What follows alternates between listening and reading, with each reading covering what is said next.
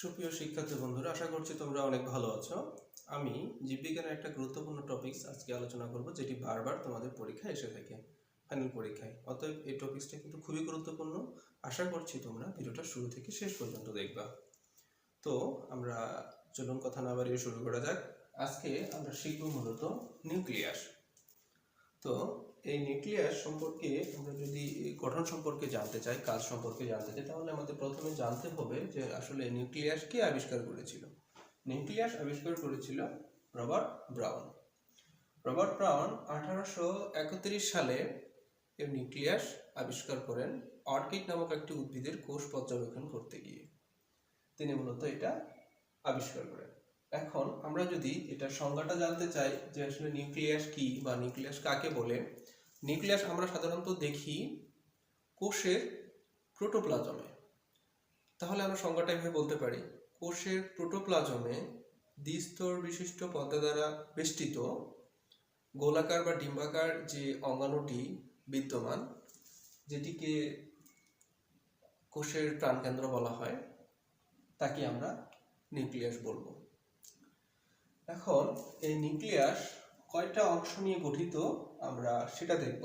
Nucleus মূলত 4টি অংশ নিয়ে গঠিত। সেই 4টি অংশ কি কি এবং এই 4টি অংশের কাজ কি সেগুলো আমরা জানব। তো এই যে 4টি অংশের কথা আমি বললাম, তো প্রথমে আমরা যেটা দেখব সেটা হলো নিউক্লিয়ার মেমব্রেন। Nuclear membrane. তো আসলে প্রতিটা নিউক্লিয়াসে দেখা যায় বাহিরের দিকে দ্বিস্তর বিশিষ্ট একটি পর্দা থাকে।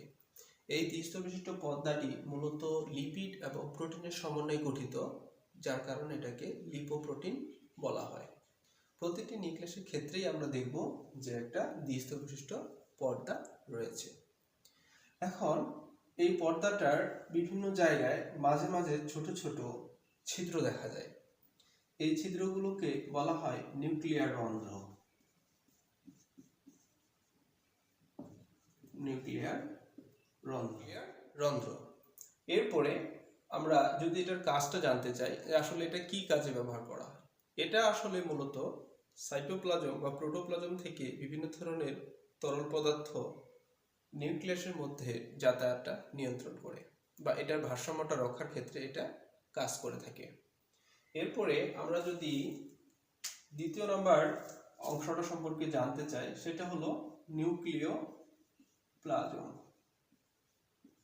নিউক্লিওপ্লাজম আসলে একটা নিউক্লিয়াসের ভিতরে যে পর্দা রয়েছে বাইরের দিকে, সেই পর্দাটার ভিতরে আমরা যদি খেয়াল করি বা লক্ষ্য করি, দেখতে পাবো এখানে জেলির মতো থকথকে অর্ধতরল একটি পদার্থ রয়েছে, যেটাকে সাধারণত নিউক্লিওপ্লাজম হিসাবে অভিহিত করা হয় বা আখ্যায়িত করা হয়। এখন এই নিউক্লিওপ্লাজমের কাজ কি? এই নিউক্লিওপ্লাজমের কাজ হলো এখানে কেন্দ্রিকা রস ধারণ করা, সেই সাথে প্রোটিন, তারপরে নিউক্লিক অ্যাসিড, এগুলো আছে, এগুলো মূলত এই নিউক্লিওপ্লাজমে এসে জমা থাকে বা সঞ্চিত থাকে। এরপরে আমরা যদি তৃতীয় নাম্বার অপশনে চলে যাই, সেটা হলো ক্রোমাটিন জালিকা।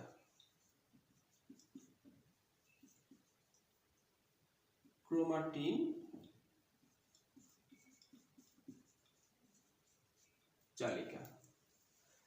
তো এই যে দেখতে পাচ্ছি আমরা নিউক্লিয়াসের ভিতরে অনেকগুলো সরু সুতার মতো যে অংশগুলো, এই অংশগুলো মূলত কোষের বিশ্রামকালে এগুলো জট পাকায় একটা জটলা সদৃশ অংশ দেখা যায়।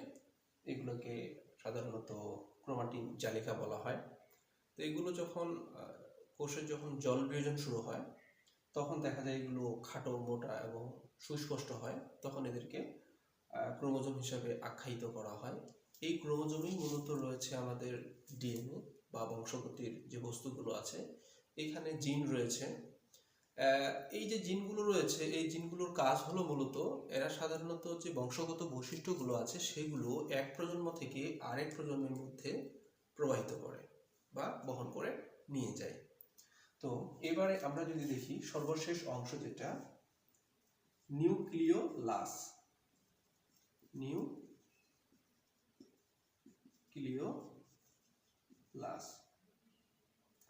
তো আমরা যদি